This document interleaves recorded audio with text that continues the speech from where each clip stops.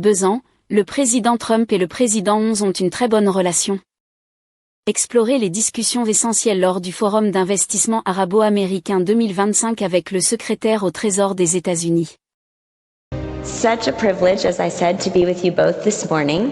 Your Excellency, thank you for hosting us. Thank you for putting on this extraordinary summit with His Excellency Minister Al-Falah. You and I had the privilege of working together 8 years ago on some of the extremely important partnerships and business deliverables, and we're really excited to have Secretary Besant with us, fresh off a flight from Geneva. I'm going to start with you, Mr. Secretary. You have had quite a few weeks and a very important meeting in Geneva, a series of meetings with the Chinese counterparts, and success. It sounds like you have made huge progress in the relationship, and the next 90 days are going to prove to be critical. Can you share a little bit more about the deal, how the talks went, and what you think will happen in the next 90 days? Good. Well, thank you, Dina, Excellency. First of all, I'm going to say it's wonderful to be here. I have a long history with the kingdom. The governor of South Carolina, where I'm from, John West, was the ambassador to the kingdom under President Jimmy Carter. He was a close family friend, so I grew up hearing stories about the kingdom as a child. And then my first proper job in New York City was working for the Oleon group. I have a long history with Saudi. And before we go on too, I do want to have a hat tip to our moderator here. Dina Powell is the personification of the perfect internal and external public and private person in the United States. Thank you. Her family moved from the Middle East to Texas. She attended the University of Texas. She's had a major role in the first Trump administration, and now, for now, she's on the outside. So, thank you. I'm honored. Thank you, Mr. Secretary. I really appreciate that. Thank you. Thank you so much. And yes, so we had a very active dialogue in Geneva this weekend. It was very constructive. Both sides came with a clear agenda, but shared interest. We had great mutual respect.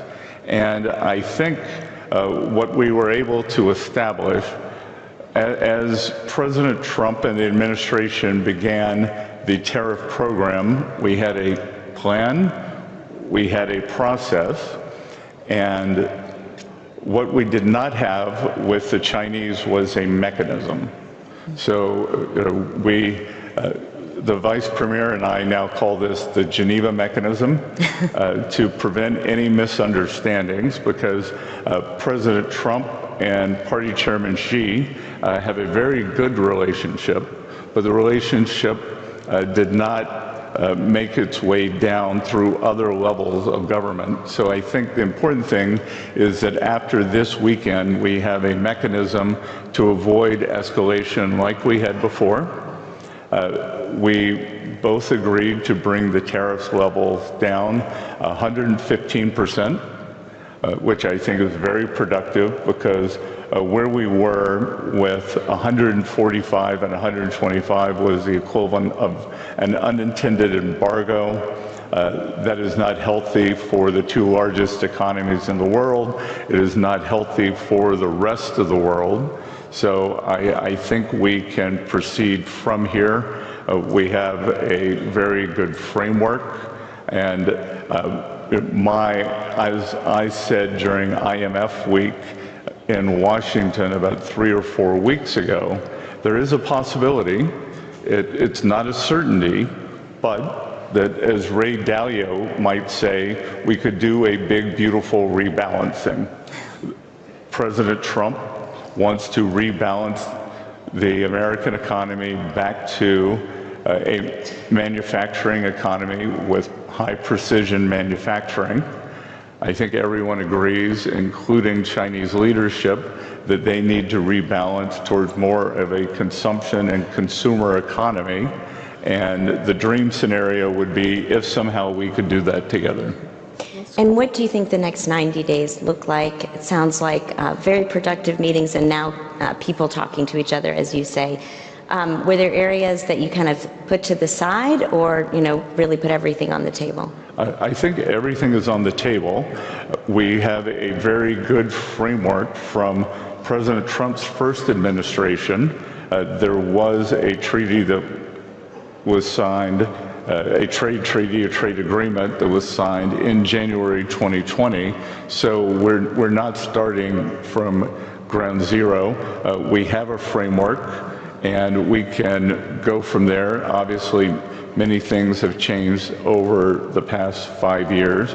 And look, what we don't want, and both sides agreed, we do not want a generalized decoupling between the two largest economies in the world.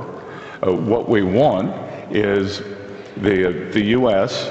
is going to decouple in strategic industries, which we saw during COVID. We had become woefully non-self-sufficient. So whether it's medicines, semiconductors, other strategic areas. So the United States will bring those industries home, but the idea isn't a generalized decoupling, and we do have a very large trade deficit with China.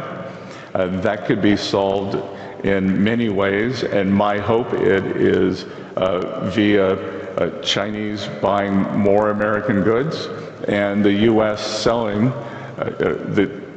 a kind of opening up of the Chinese consumer, and then that will lead to more fair and balanced trade. One last question on trade. President Trump has tasked you and Ambassador Greer and Secretary Lutnick to look at other countries and hopefully have other deals like you did with the UK. Do you feel good about several of those also coming through in the next period of time? Yes, so I've been focused on the Asia deals, of which obviously China is the largest. We've had very productive discussions with Japan. South Korea is going through a governmental change, but before they went into the election cycle, the South Koreans came with very good proposals. Indonesia, who's a large trading partner, has been very forthcoming. The island of Taiwan has presented very good proposal. Thailand. So things on my side of the world, things are going very well. I think the U.S. and Europe may be a bit slower. My personal belief is Europe may have a collective action problem, that the Italians want something that's different than the French, but I'm sure at the end of the day, we will reach a satisfactory conclusion. Great, thank you. So Your Excellency, we were talking backstage about 2017, when really not many people in the world had heard about Vision 2030. And in 8 pretty short years, it's really remarkable to see all that the kingdom has done in social, economic, and political reform. You have been a key leader in diversifying the Saudi economy, in bringing investment here to the kingdom. Give us sort of, in your view, the status of Vision 2030 and the unique partnership between our two economies.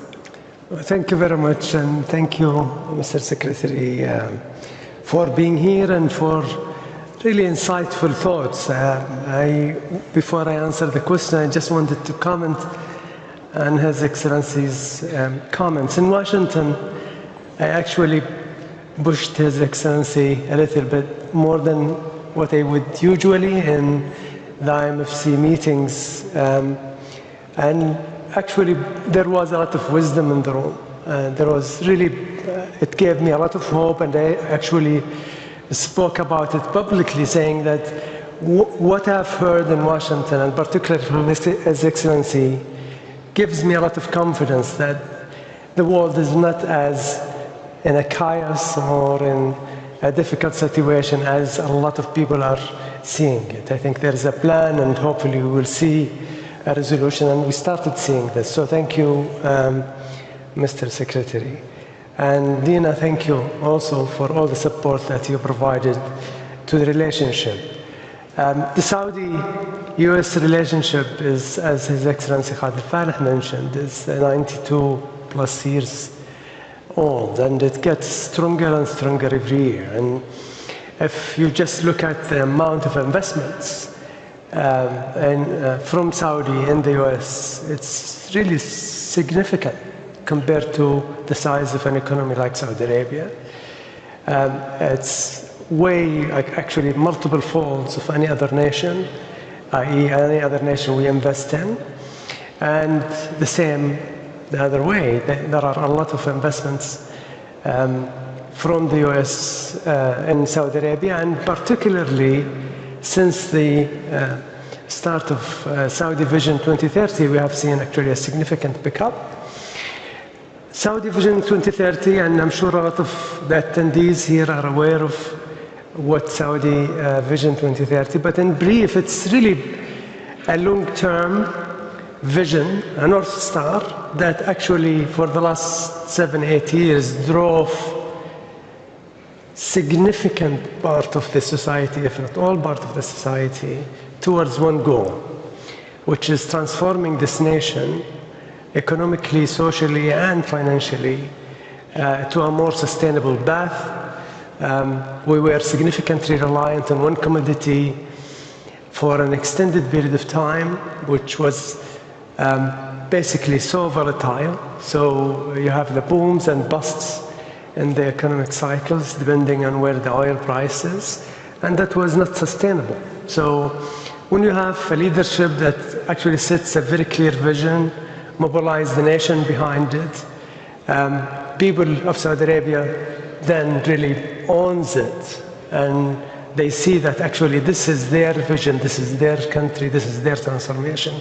That's what happened. What happened in the last 7-8 years is incredible in a lot of ways, and I'll give just a few examples. I mean, if you look at some of the very difficult structural changes that requires quite an extended period of time, private investment as a percentage of GDP. I mean, this is a structural anchor in any economy, and to shift it, to increase it, takes really ages and decades sometimes. We had more than 50% growth in the private sector investment as a percentage of GDP, from 16, short of 16 to about 23% now. That is significant. Mm-hmm. This is a long-term investment. The capital formation is significant. Unemployment, we have in the last quarter the lowest unemployment in Saudi history ever, 3.5%. And amongst the nationals, amongst the Saudis, we have achieved our target for 2030 last quarter, which is 7%. Women empowerment is significant. So bringing half of your society to the productive part of the economy is significant, and that drove a serious change. You know, moving from 17% of women participation in the workforce to 36% is a serious structural change. I could go on, but if you look at even, just I'll leave you with one note, in the tourism, which basically then connects to mobility and logistics, etc.